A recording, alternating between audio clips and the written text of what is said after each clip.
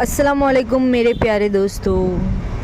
अभी मॉनसून का सीज़न चल रहा है और हमें कफ़ ज़्यादा रहेगा, जिससे छाती भर जाएगी और उसमें दर्द महसूस होगा, सांस लेने में भी दिक्कतें आने लगेगी। तो इसका बेहतरीन इलाज ये है, जो काला जीरा आता है उसमें गुड़ मिला करके और उसमें 1 चम्मच भरकर हल्दी ऐड कर दे और उसका काढ़ा बनाकर पिए।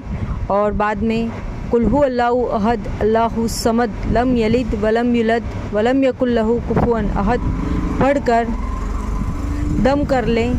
इंशाअल्लाह ताला आपकी सेहत दुरुस्त हो जाएगी। अल्लाह हाफिज़ मेरे प्यारे दोस्तों।